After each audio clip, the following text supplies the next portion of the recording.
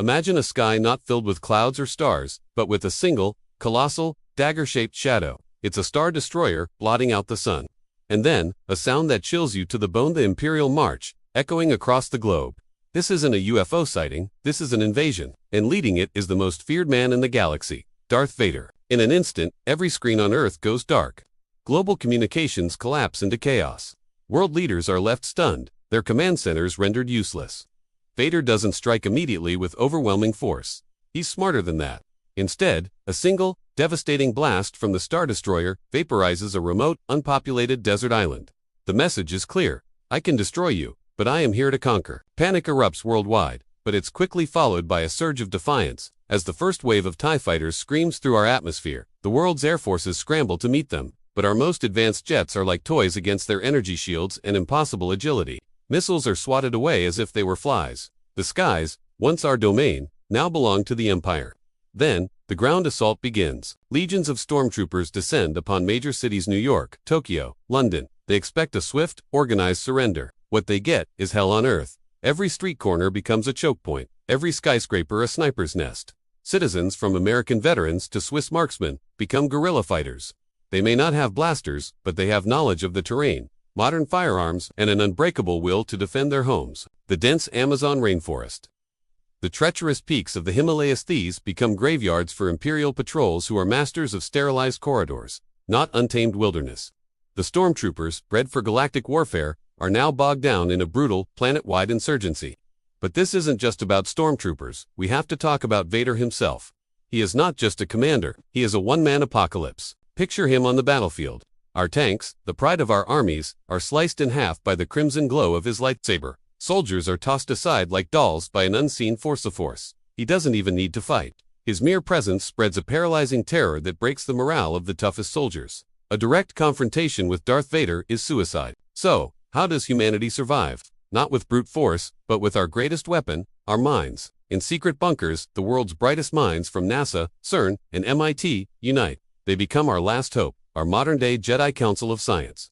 Their mission: reverse engineer captured Imperial technology. They analyze the wreckage of TIE fighters, searching for a weakness in their shielding, a flaw in their propulsion systems. They study the energy signatures of blaster bolts, trying to develop countermeasures. But their most critical task is to understand the enemy's motive. Why Earth?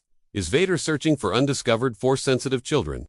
Is there a rare resource hidden beneath our planet's crust that the Empire desperately needs? Finding the why is the key. It's our only potential bargaining chip, our only leverage against a foe who holds all the cards. We can't outfight him, so we must outthink him. Humanity's survival now rests not on soldiers, but on scientists, strategists, and spies. As the initial shock of the invasion wears off, the fight for Earth transforms. Open warfare is no longer an option. Instead, humanity goes underground, literally and figuratively. A global resistance network is born. Coded messages travel through forgotten channels, uniting disparate cells of fighters from every continent. A farmer in the American Midwest sabotages an Imperial supply line.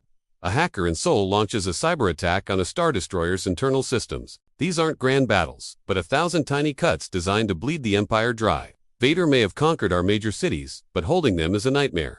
Every occupied territory is hostile. The Empire's resources, vast as they are stretched thin across an entire planet of 8 billion potential insurgents. The cost in manpower and materiel becomes astronomical. For every stormtrooper stationed to police a city block, 10 more are needed to fend off ambushes in the suburbs and countryside. Earth becomes a quagmire, a galactic-scale Vietnam that drains the Empire's will to fight. Even the Death Star, the ultimate symbol of Imperial power, becomes a tool of last resort.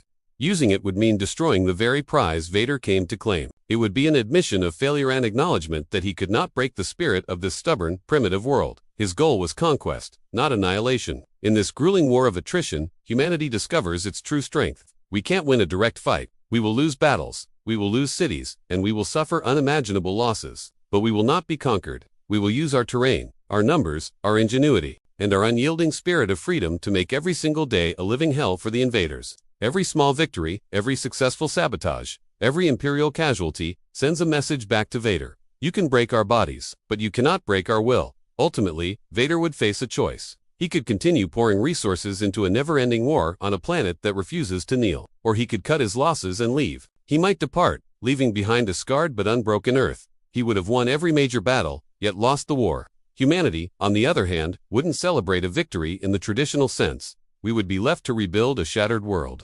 But we would rebuild it as a free people.